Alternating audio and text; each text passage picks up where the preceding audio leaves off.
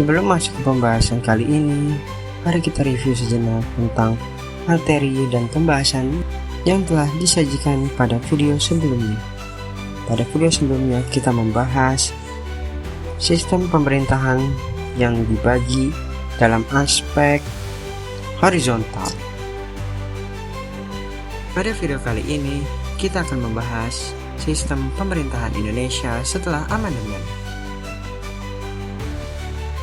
Setelah amandemen konstitusi dilakukan pada sistem pemerintahan Negara Kesatuan Republik Indonesia, pada sekarang kekuasaan yang ada di Indonesia memiliki sistem telah dibagi ke dalam 4 divisi otoritas dengan 7 lembaga utama sebagai pemegang yurisdiksi pada pekerjaan dan fungsi yang dilakukan oleh masing-masing institusi yang diberi wewenang oleh undang-undang,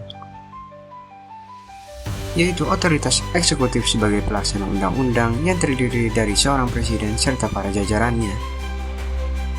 Kekuasaan legislatif dalam hal ini sebagai pembentuk undang-undang yang mencakup beberapa institusi, yakni Dewan Permusyawaratan Rakyat atau DPR, Majelis Permusyawaratan Rakyat atau MPR, dan Dewan Perwakilan Daerah atau DPD. Kemudian kekuasaan yudikatif sebagai lembaga peradilan mencakup Mahkamah Konstitusi atau MK dan Mahkamah Agung. Badan Pemeriksa Keuangan terdapat pula dalam otoritas eksaminatif. Badan eksekutif melakukan fungsi utamanya, salah satunya Dewan Perwakilan Rakyat atau DPR dapat juga menerima usulan sebuah rancangan undang-undang yang telah dianjurkan oleh Presiden sebagai pelaksana dari undang-undang. Tidak hanya badan eksekutif saja yang memiliki tugas dan wewenang lembaganya, badan legislatif dalam sistem pemerintahan memiliki peran yang sangat penting dalam membuat undang-undang dan mengawasi bagaimana mereka diterapkan. Selain itu, badan legislatif berusaha untuk memperkuat demokrasi dan mewakili rakyat dalam penyuaraan aspirasi. Kemudian badan yudikatif. Lembaga ini terdiri dari 2 lembaga, yakni Mahkamah Konstitusi dan Mahkamah Agung. Keduanya memiliki fungsi sebagai badan kehakiman di negara ini. Dalam aspek tersebut, Mahkamah Agung atau MA menangani beberapa peradilan yang ada di Indonesia. Beberapa di antaranya adalah peradilan agama, peradilan militer, kemudian peradilan umum, dan terakhir adalah peradilan tata usaha negara atau biasa disingkat PT-UN. Kemudian yang memiliki peran dalam bidang-bidang peradilan konstitusi adalah Mahkamah Konstitusi.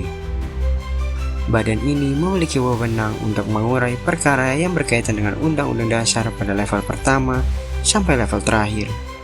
Memiliki sifat yang mengikat yang bertujuan untuk mengkaji lewat Undang-Undang Dasar terhadap undang-undang baru. Sedangkan pada hakim yang bertugas di Mahkamah Konstitusi meliputi 9 hakim yang ada.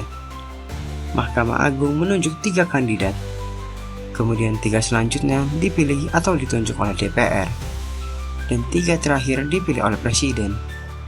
Sehingga proporsi pembagian untuk menunjukkan hakim Mahkamah Konstitusi sama-sama mendapatkan 3 hakim yang direkomendasikan dari masing-masing lembaga yang berwenang untuk merekomendasikan atau memilih kandidat hakim Mahkamah Konstitusi itu sendiri. Terakhir yaitu Badan Pemeriksa Keuangan atau BPK. Sebagai otoritas yang berwenang dalam hal pemeriksaan, yaitu lembaga yang memiliki tanggung jawab besar untuk mengkaji finansial pemerintah. Mereka beroperasi secara mandiri serta independen. Artinya, lembaga ini dalam menjalani tugas dan wewenangnya mempunyai kebebasan yang sebebas-bebasnya, namun tetap dalam koridor yang telah ditentukan.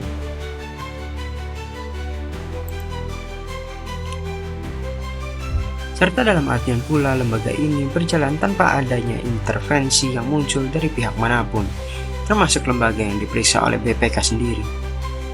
Penambahan lembaga baru, yaitu lembaga eksaminatif dalam hal ini adalah Badan Pemeriksa Keuangan, yang didasarkan pada gagasan trias politika yang digunakan, merupakan pemisahan wewenang yang telah diterapkan oleh pemerintah Indonesia. Hingga hari ini sudah ada pembagian kekuasaan yang merata.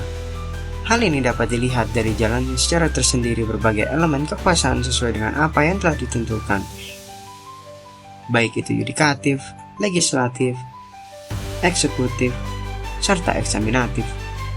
Meskipun tidak sepenuhnya menerapkan ide-ide Montesquieu, ia dapat menerapkan konsep trias politika untuk memenuhi kebutuhan negara, seperti dengan mendirikan lembaga penilaian seperti Badan Pemeriksa Keuangan dan badan-badan independen yang lain, sama halnya seperti Komisi Pemberantasan Korupsi, meskipun saat ini belum tercatat pada Undang-Undang Dasar. Teori yang digunakan di Indonesia sudah cukup memikat perhatian. Negara ini memiliki badan eksaminatif yang terdiri dari lembaga yang memiliki power cukup besar, juga memiliki kekuatan untuk mempengaruhi sistem politik dan stabilitas politiknya. Ini karena badan eksaminatif bertanggung jawab atas pengawasan dan pengawalan dalam keuangan negara Republik Indonesia. Dalam kaitannya terhadap sebuah ilmu yang dikemukakan oleh John Locke dan Montesquieu, badan pemeriksa adalah salah satu solusi dari kurangnya pemahaman tentang sistem politik negara yang ditawarkan oleh keduanya.